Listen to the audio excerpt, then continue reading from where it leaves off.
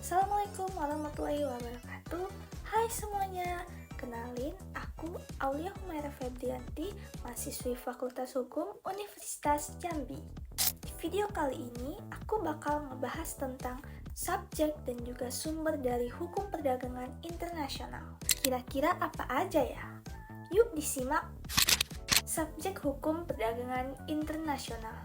Keberadaan subjek dalam hukum perdagangan internasional pun tak jauh berbeda dengan subjek dalam hukum internasional. Maksud subjek hukum di sini adalah pertama, para pelaku dalam perdagangan internasional yang mampu mempertahankan hak dan kewajibannya di hadapan badan peradilan. Yang kedua, para pelaku dalam perdagangan internasional yang mampu dan berwenang untuk merumuskan aturan-aturan hukum di bidang hukum perdagangan internasional. Subjek hukum perdagangan internasional dapat dibagi menjadi negara, organisasi internasional, perusahaan multinasional atau transnasional, dan juga individu. Pertama, negara. Subjek hukum perdagangan internasional yang paling utama adalah negara. Hal ini dikarenakan negara merupakan satu-satunya subjek yang mempunyai kedaulatan. Negara juga berperan secara langsung maupun tidak langsung dalam pembentukan organisasi-organisasi internasional seperti WTO, UNCTAD, dan lain-lain. Bersama negara-negara lain mengadakan perjanjian internasional guna mengatur transaksi perdagangan di antara mereka. Negara berperan juga sebagai subjek hukum dalam posisinya sebagai pedagang. Sebagai subjek hukum yang utama dalam perdagangan internasional, negara menjalankan dua fungsi, yakni fungsi publik dan fungsi privat. Fungsi publik berlaku jika negara menjalankan perannya sebagai lembaga publik yang melakukan perbuatan publik. Misalnya, menetapkan kebijakan atau peraturan perundang-undangan terkait perdagangan internasional dan membuat perjanjian dagang antar negara. Sementara itu, fungsi privat dapat dijalankan jika negara melakukan perbuatan hukum privat seperti membuat perjanjian dengan subjek hukum privat. Salah satu masalah yang kerap timbul dalam kaitannya dengan negara adalah atribut kedaulatan itu sendiri. Prinsip umum yang diakui bahwa dengan atribut kedaulatan, negara memiliki imunitas terhadap pengadilan negara lain. Arti imunitas di sini bahwa negara tersebut memiliki hak untuk mengklaim kekebalannya terhadap tuntutan terhadap dirinya. Yang kedua, organisasi internasional.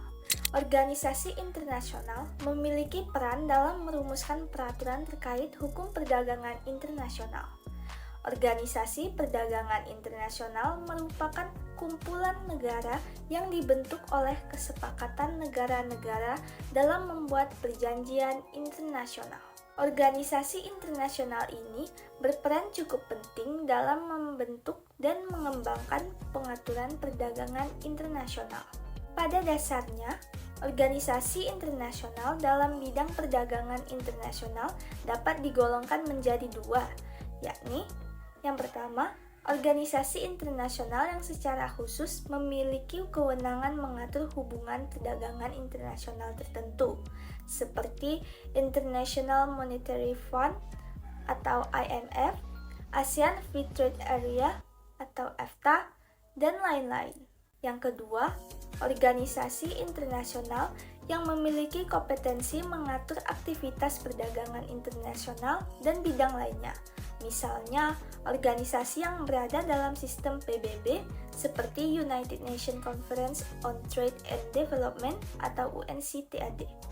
Ketiga, perusahaan multinasional atau transnasional. Perusahaan multinasional merupakan subjek hukum perdagangan internasional yang memiliki kedudukan khusus. Menurut UNCTAD, perusahaan multinasional merupakan perusahaan yang melakukan kegiatan komersial dan aktivitas ekonomi lainnya di berbagai negara lain.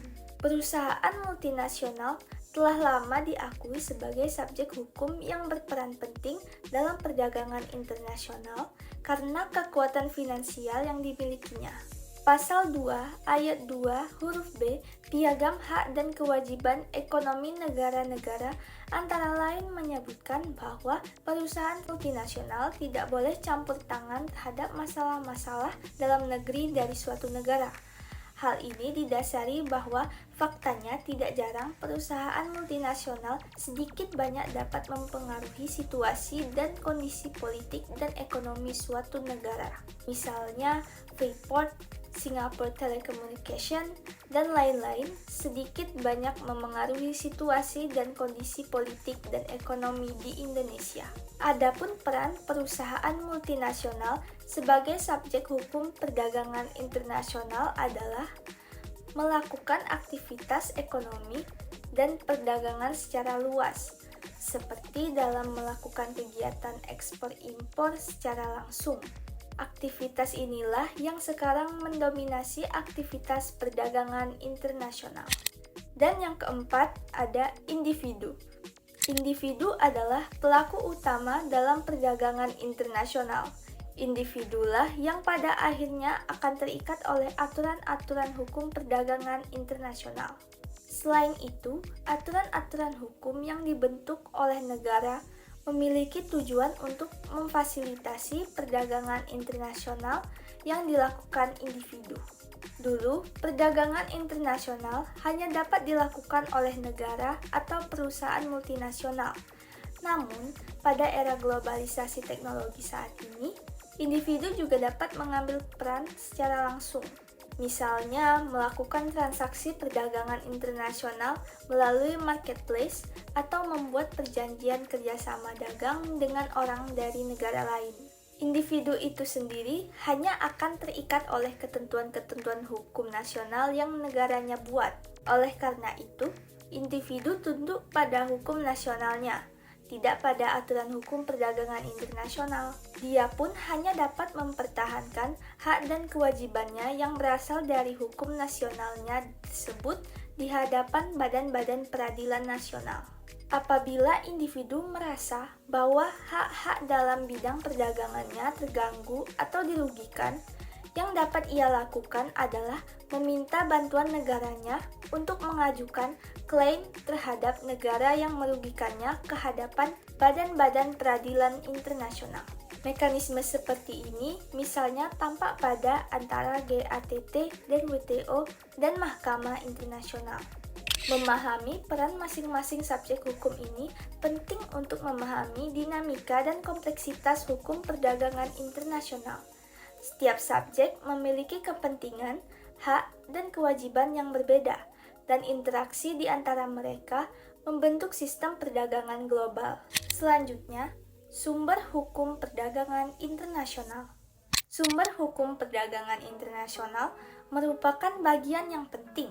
Dari sumber hukum inilah kita dapat menemukan hukum tersebut untuk dapat diterapkan kepada suatu fakta tertentu dalam perdagangan internasional. Para pihak yang terlibat langsung atau tidak langsung terhadap hukum dagang internasional, seperti kontrak jual-beli, perlu sekali mengetahui apa yang menjadi sumber hukum terhadap berlakunya kontrak yang bersangkutan. Sebab, sumber hukum itu merupakan motor penggerak dari kontrak yang bersangkutan. Berikut ini merupakan sumber-sumber dari hukum perdagangan internasional yang dijadikan sebagai acuan dalam penerapan kerjasama internasional. Pertama, perjanjian internasional atau International Convention. Perjanjian internasional merupakan suatu perjanjian dalam bentuk dan nama tertentu yang diatur dalam hukum internasional yang dibuat secara tertulis serta menimbulkan hak dan kewajiban di bidang hukum publik. Perjanjian internasional ialah salah satu sumber hukum yang sangat urgent dan bersifat pokok. Secara garis besar, perjanjian internasional terdiri dari 3 bentuk, yaitu perjanjian multilateral, regional, dan bilateral.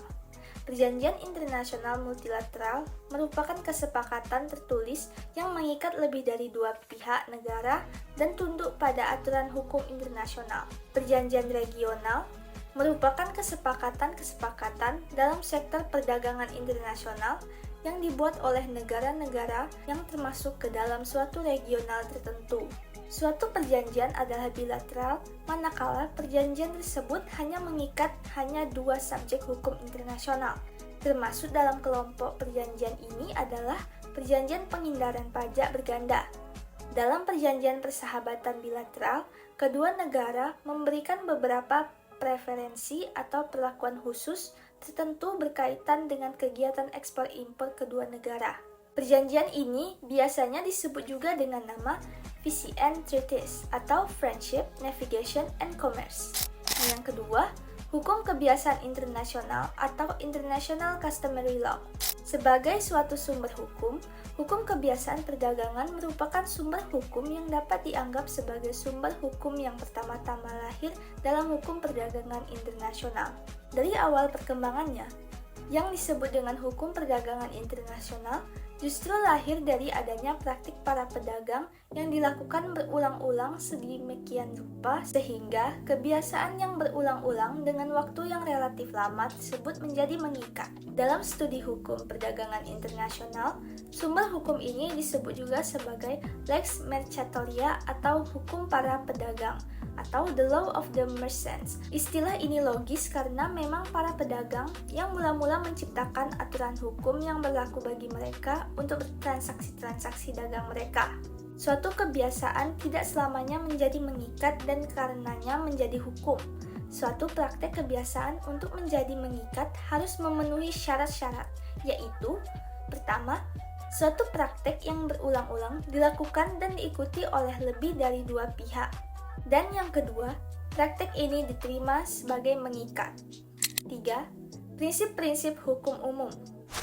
Peran sumber hukum ini biasanya lahir baik dari sistem hukum nasional maupun hukum internasional.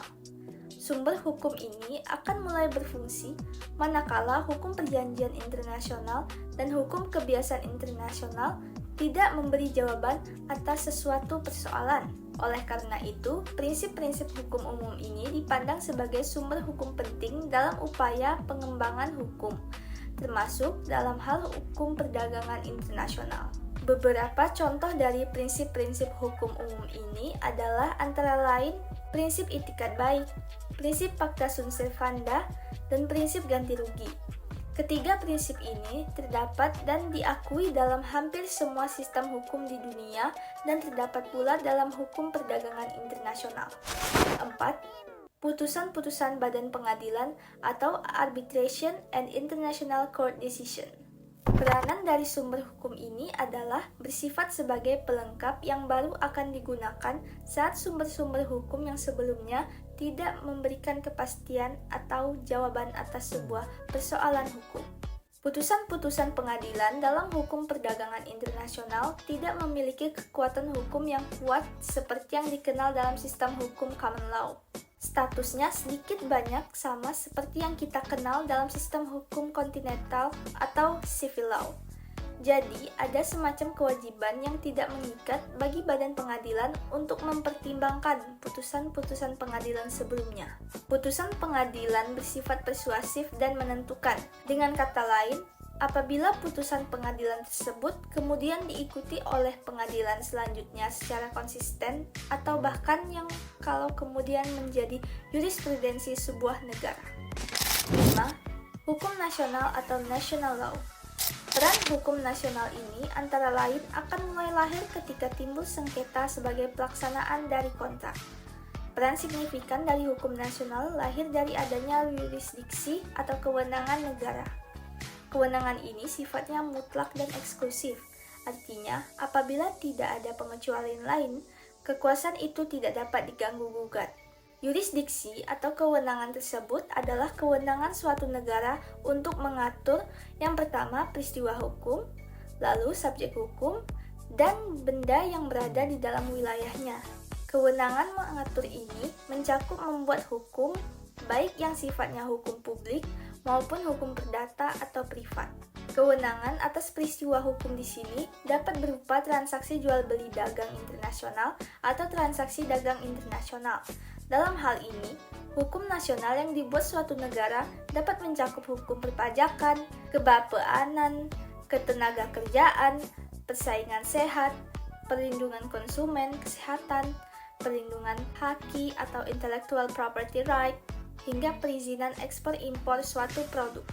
Kewenangan atas subjek hukum dalam perdagangan internasional mencakup kewenangan negara dalam membuat dan meletakkan syarat-syarat dan izin berdirinya suatu perusahaan, bentuk-bentuk perusahaan beserta syarat-syaratnya, hingga pengaturan pengakhiran perusahaan dalam hal perusahaan pilot dan sebagainya. Kewenangan suatu negara untuk mengatur atas suatu benda yang berada di dalam wilayahnya mencakup pengaturan objek-objek apa saja yang dapat atau tidak dapat untuk diperjualbelikan. Termasuk di dalamnya adalah larangan untuk masuknya produk-produk yang dianggap membahayakan moral, kesehatan manusia, tanaman, lingkungan, produk tiruan, dan lain-lain.